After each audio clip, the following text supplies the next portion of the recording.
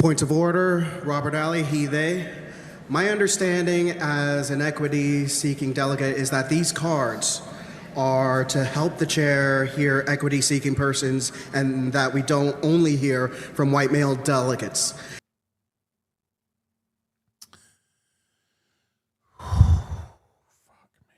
Now, this is my first convention, so I could be wrong, but the reason for my concern is that yesterday during the housing resolution, after a white man spoke, someone at this mic waved their equity card only to give their speaking spot to a white man. Now that white man being a leadership delegate notwithstanding, I had lined up for a long time to discuss the housing resolution, like many others, including my fellow delegate, Akua. I just want us as a body to understand the spirit of these cards, because we are a party governed by processes and not by any sort of shock doctrine. Like I said before, it's my first convention, but I can tell tensions are high with the leadership contest, and I just want us to make sure that we remember our values that brought us here. Thank you very much. Messi Bugu.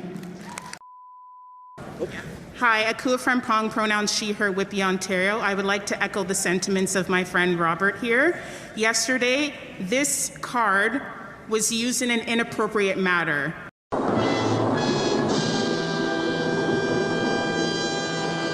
And while I understand in Ontario we note this as equity, even if this was also used inappropriately in terms of gender. I want everyone to be mindful that these cards for individuals like myself who identify as a Black woman have no value outside of this space. Hey, look at that! Look at that! No shit! Many of us are living in the most oppressive conservative governments across this country. I am from Ontario. A lot of you are dealing with this in places like Alberta as well as Saskatchewan. To abuse the privilege of this card means that we don't allow individuals like myself with intersections that have been used for unpaid labor to build this party. That means that they go unnoticed and that they are disrespected. I want people to be mindful of what this card means as we continue convention.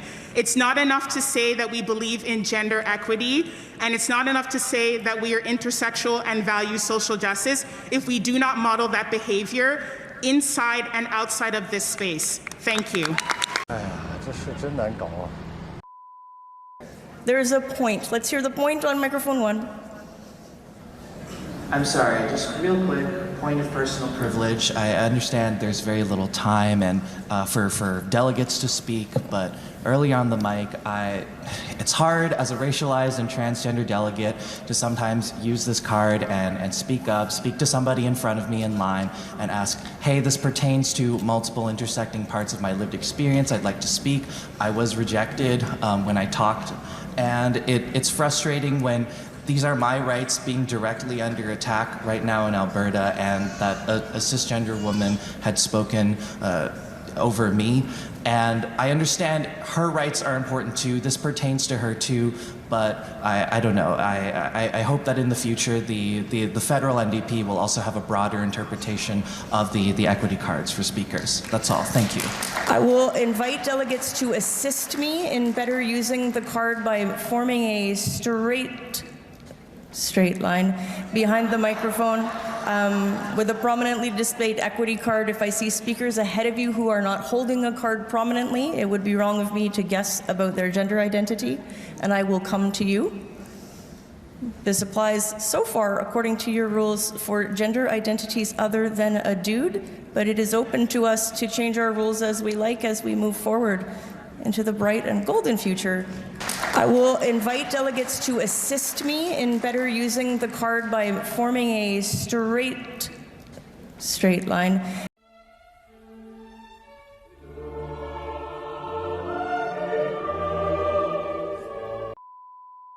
Yes, hello. I was standing here with my gender equity card before you called on the previous speaker. That's my point of privilege that I would like to raise. I will explain the speaking order, which is fixed, that I cannot amend, which is the pro-con rotation. You can move yourself up a line that you're standing in. I am pro, and I was. We went. You went pro, con. We went pro-con, pro, and my plan was to go con. The speaker at con mic 3 also has a speaking card. The delegate at microphone 2 had been in line before you, which is why I went there first. We're going to hear from the speaker on microphone 3, and then it will be your turn. Thank you. It is not an ideal process, friends. I do not make these rules. I don't even love them. Microphone 3. I have seen everything that has ever happened, ever will happen, ever could happen, and yet, what the hell is this?